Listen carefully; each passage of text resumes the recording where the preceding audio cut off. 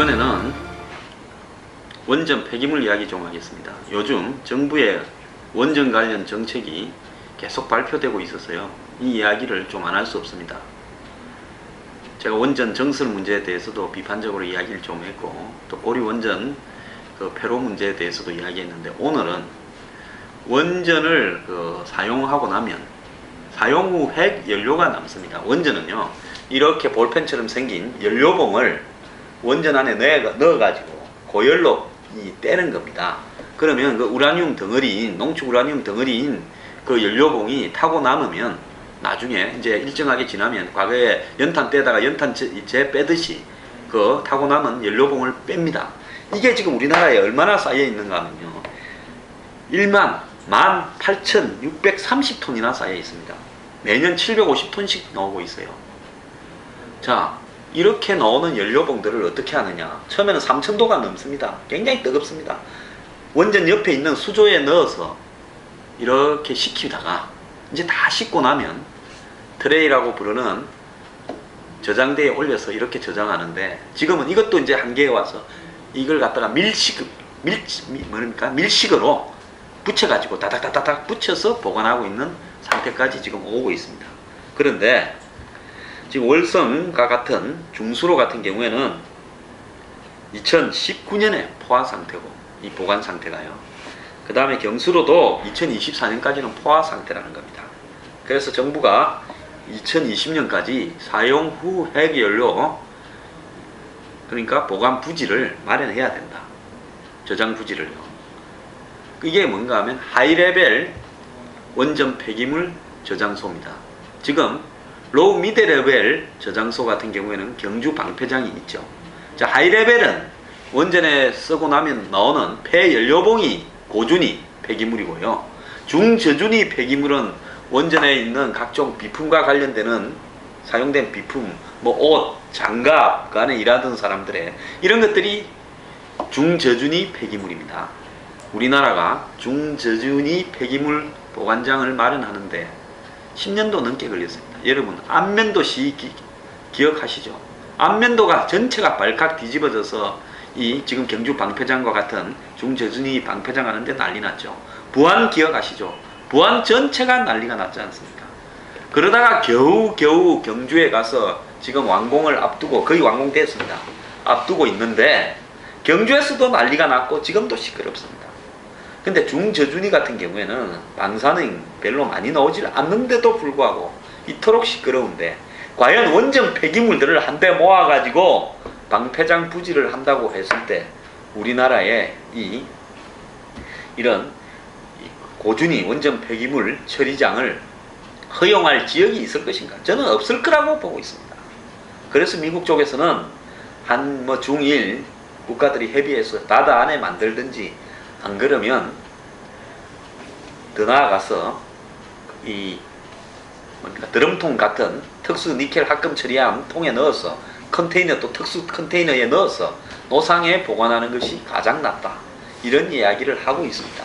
그런데 이런 골치 아픈 문제 같은 경우에는 모든 정권들이 그냥 넘겨서 다음 정권에 처리해라, 우리는 모르겠다, 5년 하는데 왜 이것까지 신경 쓰냐, 이러고 넘고 가기가 십상입니다. 또 고리 원전을 폐기하게 되면, 폐로를 하게 되면 거기에서 나오는 엄청난 원전 폐기물들을 여기 고준위 폐기물과 같이 보관해야 되기 때문에 그 양이 엄청나게 늘어날 수도 있습니다. 이런 국가적인 문제를 쉽게 생각을 해서 2020년까지 처분장을 갖다가 이렇게 골라야 된다는 식으로 발표를 해버리고 나면, 이거는 그야말로 행정적인 처리에 불과한 거지, 실제로 그 부지가 선정되고 발표되고 그다음에 공사가 진행되는 것은 사실상 불가능할 겁니다. 그러니까 실제적으로 가능한 주변 삼국과 공동 처리장을 만들든지 바다 밑에, 아니면 더 나아가서 요즘 기술이 많이 발전되어 있기 때문에 보관 용기에 철저하게 넣어서 지금 원전 옆에 그대로 보관하든지, 이런 방법을 이야기하는 것이 실리인데요, 이 전문가라고 하는 사람은 꼭 사고칠 이야기를 합니다. 이렇게 고준위 폐기물 처리장을 만들면요, 또 수십조의 돈이 들어갈 수 있습니다. 그 과정에서 연구 용역을 하면요, 또 몇 년 먹고 삽니다. 그러려고 되지도 않을 일을 이래 버리고 있습니까? 제가 생각할 때는 고준위 원전 폐기물 처리장 절대 안 됩니다. 그렇기 때문에 실리적으로 가능한 대안을 다시 고심해야 될 걸로 보입니다.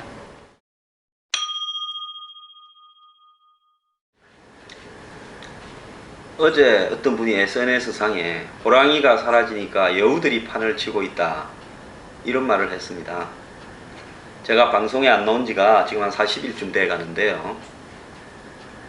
며칠 전에 어떤 PD님이 전화와서 야당에서 강하게 어필을 해서 상당히 오랜 기간 동안 나오지 못할 것 같아 해서 제가 웃으면서 그렇게 전화를 해줘서 감사합니다 그러는데, 2년 동안 제 출연 발언을 사사치 뒤졌다 하는데, 저는 야당은 핑계라고 보고요. 제가 꼭 충일련 못하는 부분이, 야당이 무슨 보도자료를 갑자기 발표해서 황장수 뭐 이런 막말을 했다, 언론 뭐 방송통신심의위원회에서 제소하겠다, 그 부분이 아니라고 봅니다. 그 정도 이야기한 사람을 찾는다면요, 매일 대통령에 대해서 막말을 하는 사람도 있습니다. 또 채널A가의 어떤 트러블 문제, 그거는 제가 방송에 출연해서 이야기하는 부분이 성완종이나 부패 척결, 그 다음에 공무원 연금 개혁, 국회법 개정안 이런 부분에 있어서 굉장히 강해질 것 같으니까 제 입을 막으려고 하는 시도들이 집중되어 오다가 어떤 일을 계기로 이신전심으로 제 입을 막고 있다, 이렇게 보는 게 제 개념입니다. 자, 제가 막말 패널이면요, 요즘 막말이 아니라 그야말로 빠는 말, 이 빤다 하면 조금 상스럽게 들리는데요, 이럴 때 가장 좋게 이야기할 수 있는 말이 빤다라고 이야기하는 그 외에 표현할, 뭐라고 말할, 그 표현을 대체할 말이 없습니다. 자, 요즘 빠는 선수들 굉장히 늘어났지요. 낮에는 평론에 나와서 열심히 국민을 위해서 발언하는 척하고 저녁에는 캠프에 가서 유력 대선 후보의 머리 쓰다듬을 받는 이런 빠는 평론가들이 좀 국민들이 잘 아시더만요. 뭐 일베나 이런 데 가니까 누가 빤다고 다 적어놨더만요. 그래서 이 전성시대입니다. 어떤 분은요, 오늘 유력 대선 후보님과 포장마차에서 한잔 해가지고 자랑스러운 인증샷까지 올렸습니다. 맹색이 낮에 공정한 입장을 대변한다면서 TV에 나와서 개거품을 무시고, 개거품이 아닙니다. 사람 거품이겠죠. 뭔 개거품이겠습니까? 사람 거품을 물면서 열변을 토하다가 저녁에 가서 낮에 오늘 제가 이런 말씀을 했는데 칭송해 주십시오. 이게 평론입니까? 뭐 솔직히 평론하시는 분들 중에 캠프 소속된 사람들, 공천 받으려고 하는 분들 여야에 굉장히 많습니다. 저는 그래도 과거에 동업자의 의리가 있기 때문에 이런 부분을 이야기하지는 않겠습니다. 자, 저는요, 박근혜 대통령이나 그 척건의 문제, 또 유병헌 때의 문제, 또 박근혜 대통령의 경제 정책에 관한 문제, 또 외교 정책에 관한 문제, 사드에 관한 문제에서 제 양심에 비추어서 저는 박근혜 정부가 잘못하는 일은 잘못했다고 이야기를 했습니다. 인사정책에서도 많은 비판을 했습니다. 하지만은 그게 아닌데 정권을 아예 흔들고 보자고 작정하고 달라드는 일에는 제가 많이 싸웠습니다. 근데 이 싸운 사람들이요, 저하고 싸우고 나면 저녁에 황장수 때문에 못 해먹겠습니다 하고 가서 보스들한테 일러주는 것 같아요. 왜 그 애들끼리 서로 싸움하다가 맞고 집에 가면, 엄마 내 쟤한테 맞았으니까 학교 가서 쟤 좀 어떻게 해줘, 혼 좀 나도록 선생님한테 이야기해줘. 그래서 하도 자기 엄마 데리고 학교 와서 담임교사 만나는 평론가가 많다 보니까 제가 그 평론 바닥에서 지금 말을 할 기회를 잃고 있죠.